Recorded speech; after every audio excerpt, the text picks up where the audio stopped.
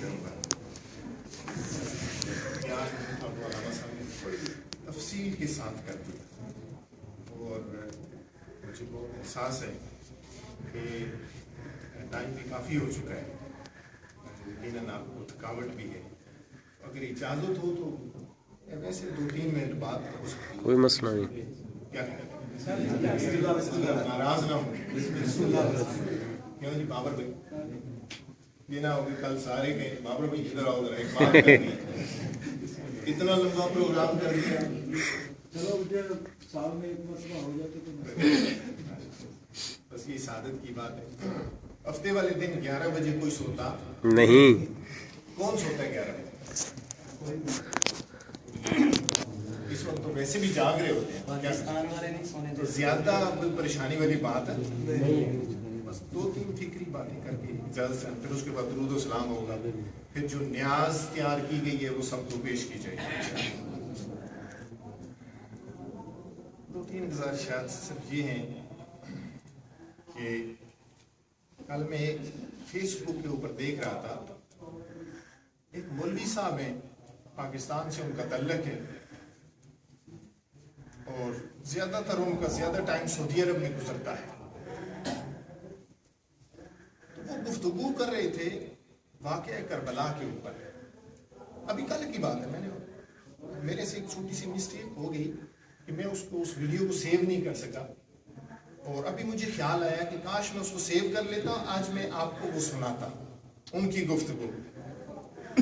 اگر اللہ نے زندگی دی تو میں کوشش کروں گا کہ میں ڈھونڈ کے اس کو اپنے جو میری آئی ڈی ہے فیس بک میں اس کے اوپر سینڈ کروں تو وہ یقیناً جن بھائیوں کے پاس میں ایڈ ہوں تو ان کو آ جائے گی.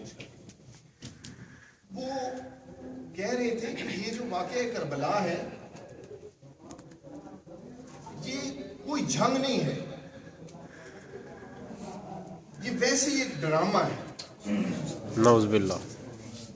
یہ لوگوں نے ایک مذاق بنا رکھی ہے کہ لوگ جو ہے وہ جب محرم شریف آتا ہے، محرم کا مہینہ جب آتا ہے تو لوگ جو ہے وہ محفلیں کرتے ہیں اور نیازیں تقسیم کرتے ہیں اور پانی تقسیم کیا جاتا ہے، اور یہ سب وہ اس کو علامہ مولانا ایسے شخص کو کہیں جائز نہیں سکتے. وہ کہہ رہا تھا کہ یہ لوگوں نے بس ایک کھانے پینے کا ایک چکر چلایا ہوا ہے، اور یزید جہنمی کی وہ تعریف اس طرح کر رہا تھا کہ لگ ایسے رہا تھا کہ اس کا امام حسین کے ساتھ کوئی تعلق نہیں ہے اور یہ یزید کی خاص اولاد میں سے محسوس ہو رہا تھا. اس طرح کی وہ باتیں کر رہا تھا. میرے رونگٹے کھڑے ہو گئے کہ وہ کتنی، اور نام سے اتنی بڑی بڑی اس نے داڑھی رکھی ہوئی ہے اور بڑے بڑے موضوعات پر وہ گفتگو کرتا ہے. اس کی یوٹیوب کے اوپر اس کی بے شمار تقاریر ہے. میں جو بتانا چاہ رہا ہوں وہ سمجھنے کی ضرورت ہے. میں آپ سے ایک سوال کرتا ہوں، آپ میں سے ہر کوئی مکہ اور مدینہ جانا چاہتا ہے؟ بے شک. کون جانا چاہتا ہے؟ ہاتھ اوپر کریں. سارے جانا چاہتے ہیں، اور ظاہر ہے مسلمان کی یہ خواہش ہے بے شک کہ وہ مکہ جائے، حج کرے، طواف کرے، اور پھر اس کے بعد مدینہ مبارکہ جائے، روضہ رسول اللہ صلی اللہ علیہ وسلم کی زیارت کرے. ایسا ہی ہے نا؟ بالکل. وہ یہ اگر کہے کہ میں مسلمان ہوں اور جا کے مکہ المکرمہ کے اندر جا کے اس کعبہ اللہ کو پتھر مارنے شروع کر دے، اس کو کیا کہیں گے؟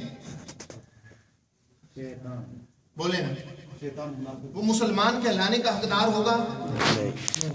اور اتنے پتھر مارے اور اتنے پتھر مروائے کہ وہ پتھر جب پتھروں سے ٹکرائیں تو آگ نکلے اور آگ سے کعبہ کا غلاف جل جائے اور کعبہ کی چھت کو آگ لگ جائے. وہ مسلمان کہلانے کا حقدار ہے؟ نہیں. ایمانداری سے بولے. نہیں. وہ مسلمان ہے؟ نہیں. وہ کافر ہے، جہنمی ہے، وہ جہنم کے گھڑے میں جائے گا. اور جو اس کو پیچھے فالو کر رہے ہوں وہ کدھر جائیں گے؟ جہنم. بولے نا، ڈرے نہیں تھوڑے سے، بولے ذرا. جہنم میں.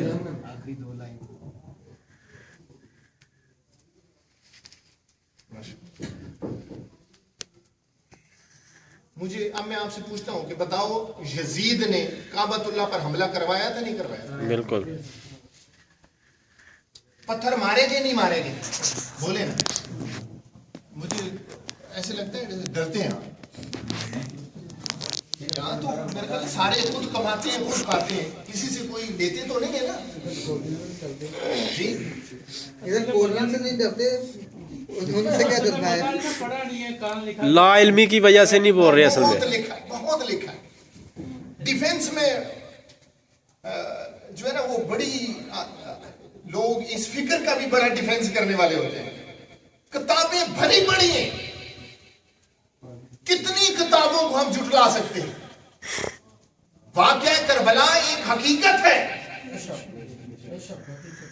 اس کا کوئی انکار نہیں کر سکتا.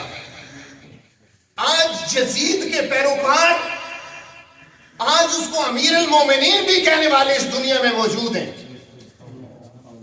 اور ہم آج دعا کرتے ہیں اللہ کے گھر کے اندر کھڑے ہو کر کہ یا اللہ، جو یزید کا پیروکار ہے، جو یزید کی فکر کا دفاع کرتا ہے، کل قیامت کے دن تو ان کا حساب کتاب یزید کے ساتھ کرنا. اور جو حسین سے محبت کرنے والے ہیں، حسین کی چاہت رکھنے والے ہیں، کل قیامت کے دن ان کا حساب حسین کے ساتھ کرنا. نعرہ تکبیر، نعرہ رسالت، نعرہ حیدری، حسینیت، حسینیت، یزیدیت، یزیدیت. آج اس دنیا کے اندر چونکہ دین کا نالج آج لوگوں کے پاس زیادہ نہیں رہا، لوگ سنی سنائی بات پر یوٹیوب فیس بک کے اوپر 3 منٹ کی گفتگو سنی اپنا مائنڈ بنا. ایسا ہے کہ نہیں؟ بالکل ایسے ہی. دین ایسے حاصل نہیں ہوتا، وقت دینا پڑتا ہے، شاگردی کرنی پڑتی ہے، سالہ سال کسی کی صحبت میں بیٹھنا پڑتا ہے،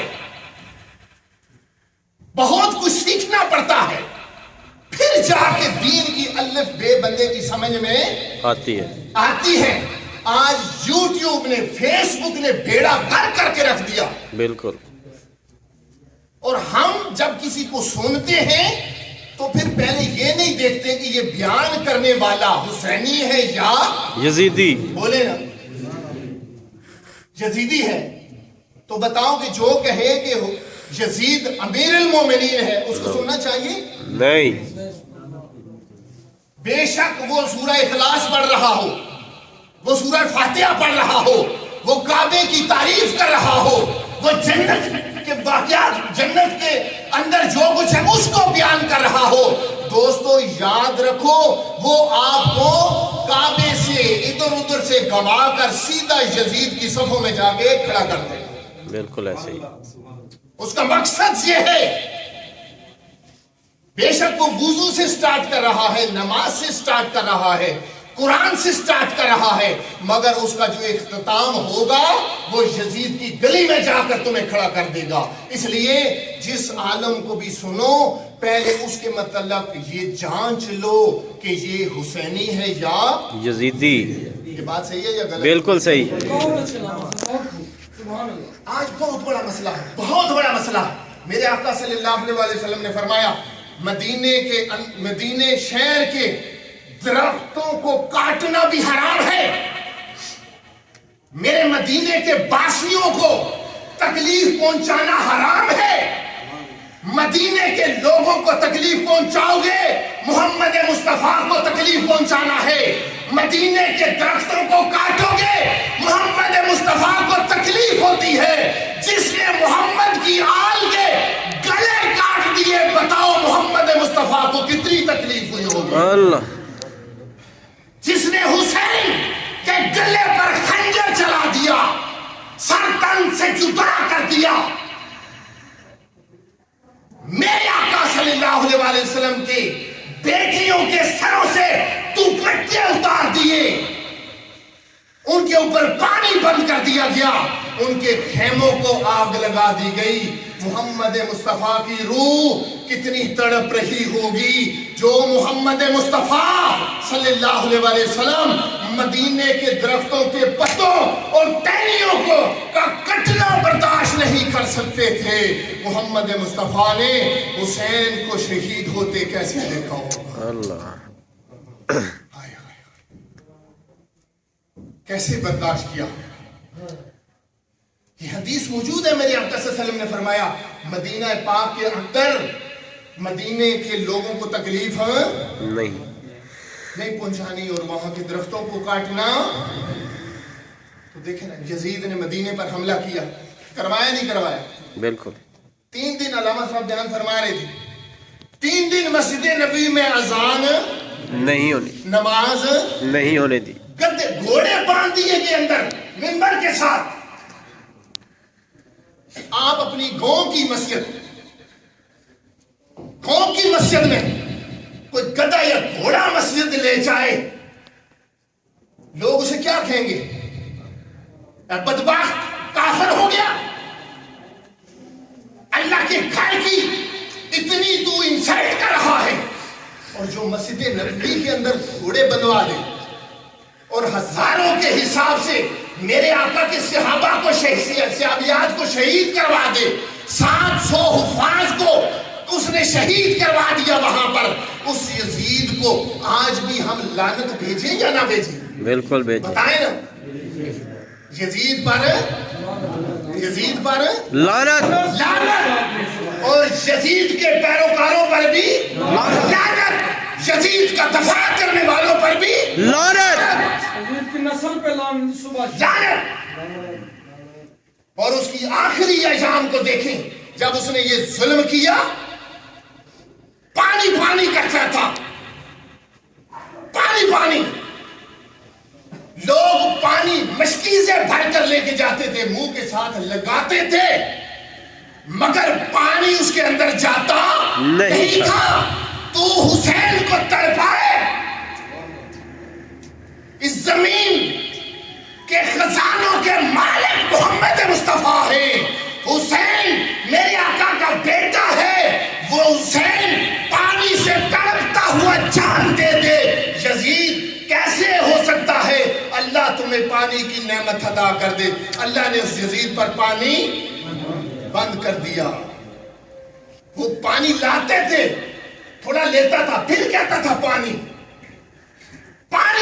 کرتے اس کو موت آ گئی، مر گیا وہ جہنمی، واصل جہنم ہو گیا، جس نے شراب کو عام کر دیا، زنا کو عام کر دیا، زکوٰۃ کو ختم کر دیا، لٹیرا تھا، دشمن اسلام تھا، ہر طرف اس نے اسلام کا مذاق اڑایا۔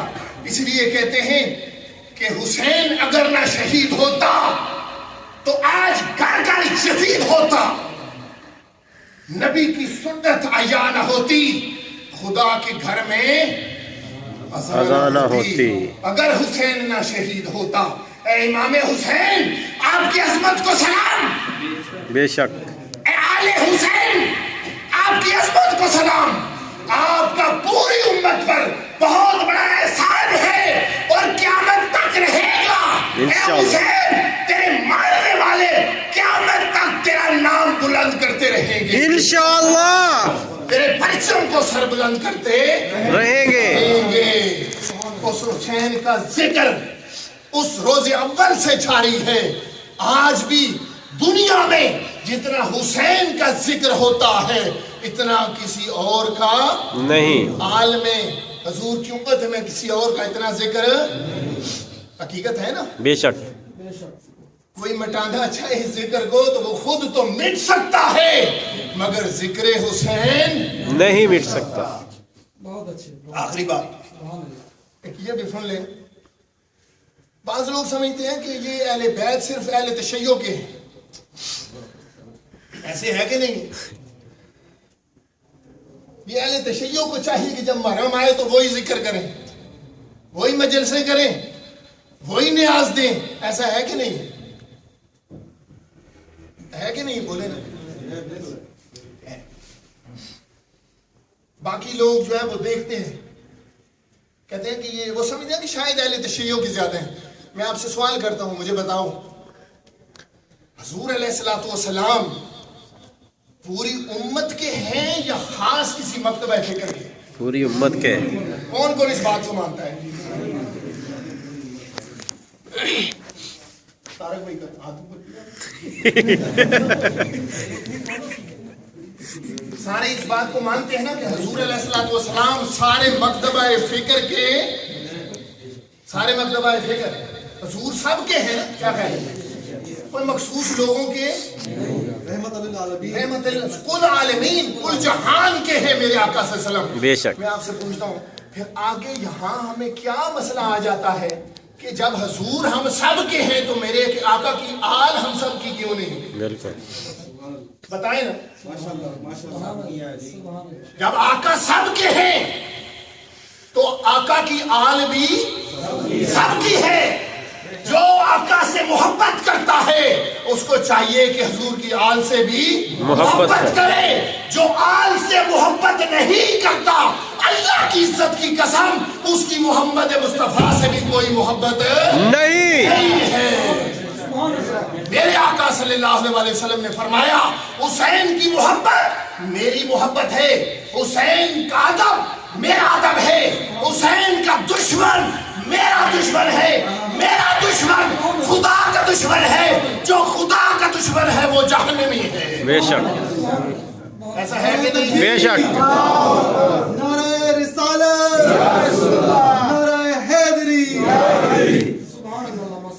میں بڑی سچی بات کرتا ہوں چونکہ مجھے بڑی مدت ہو گئی، 15-16 سال کوریا میں ہو گئے. میں پیسے لے کے دین کا کام نہیں کرتا اور کوئی ماں کا بیٹا آج تک میرے اوپر کوئی دین کا پیسہ ثابت بھی نہیں کر سکتا.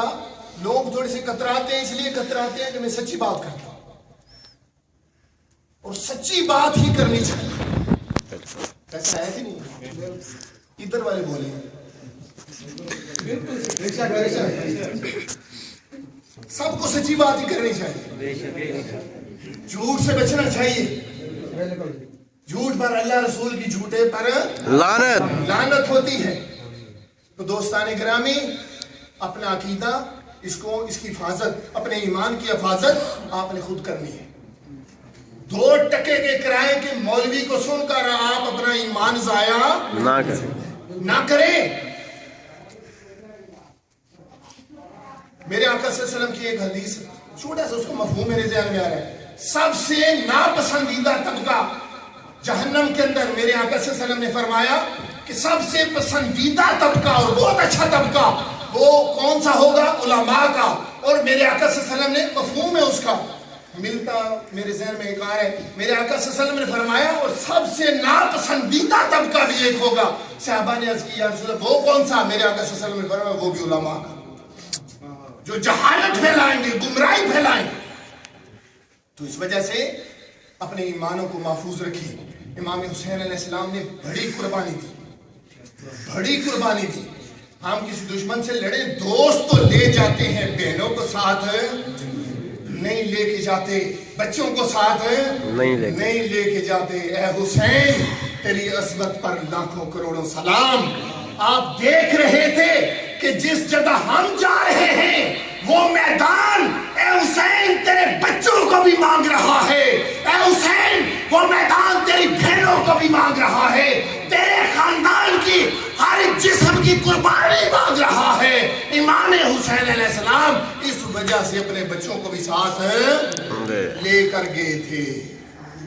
علامہ صاحب نے فرمایا کہ اس وقت میرے آقا صلی اللہ علیہ وسلم بھی وہ منظر اپنی آنکھوں سے دیکھ رہے تھے اور سیدہ کائنات بھی اس منظر کو دیکھ رہی تھی. مولا علی شیر خدا بھی اس منظر کو دیکھ رہے تھے.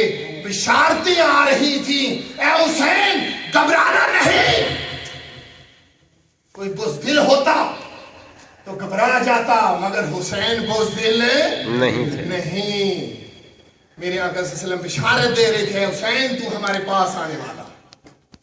حسین کیسے پیچھے ہٹ سکتا؟ ایک طرف اتنی لمبی جدائی تھی، وہ کندھوں پر سین، وہ زبان چسانا، आका अलैहिस्सलाम इतनी मोहब्बत मिल रही थी और कितनी जुदाई थी, गैप आ गया था। और मेरे आका फरमा रहे हैं हुसैन मेरे और तेरे दरमियान सिर्फ इतना फासला रह गया है, थोड़ी देर बाद हुसैन तू मेरे पास आ रहा है। बताओ हुसैन आगे बढ़ता या हुसैन पीछे जाता? आगे बढ़ता। हुसैन आगे बढ़ता और हुसैन आगे बढ़ा। आगे बढ़ के हुसैन ने हक अदा कर दिया। आज इस दौर के अंदर जो जिस जगह पर फांसी के खिलाफ लड़ता है, बेहयाई के खिलाफ लड़ता है, कत्लो गारत गरी के खिलाफ लड़ता है, जुल्म के खिलाफ लड़ता है, वो जो है, जो उसका नाम है, जिस खानदान से है, जिस निस्बत से है, आज वो हुसैनी है। जो बुज़दिल है, डरता है, कमजोर है, जुल्म के साथ इत्तेफाक कर जाता है, जुल्म से घबरा जाता है, पीछे हट जाता है, वो हुसैनी नहीं है। हुसैनी बनो, नमाजें पढ़ो। इमाम हुसैन भी नमाजी नहीं थे। हुसैन की सारी आल औलाद भी इमाम हुसैन की नमाजी, कुरान पढ़ने वाले। जब इमाम हुसैन का सर तन से जुदा हो गया, नेज़े पे चढ़ा दिया और जब उसे शाम की गलियों में घुमाया जा रहा था, हुसैन की ज़बान से कुरान उस वक्त भी जारी था। सुभान अल्लाह। हुसैन उस वक्त भी, लोग कहते थे अगर हुसैन बोल रहा है, हुसैन की ज़बान से कुरान जारी है, तो फिर सब कहते थे हुसैन शहीद हो गया। कहते हैं कि हुसैन अगर जिंदा है तो फिर कटा क्या है? हुसैन देख भी रहा है, ज़बान से बोल भी रहा, बोले ना, बोल भी रहा है, बोल भी रहा है। इमाम हुसैन आपकी अज़मत को सलाम, आपकी आल की कुर्बानियों को सलाम। दुआ करते हैं अल्लाह ताला हम सब के यहाँ आने को, मिल बैठने को कबूल मंजूर। आमीन। अल्लामा साहब बड़ी इल्मी गुफ्तगू फरमाते हैं। इन्होंने बड़े प्यारे अंदाज में आपको कुरान और हदीस की रोशनी में आपके सामने बड़ा मुतल्लल बयान फरमाया।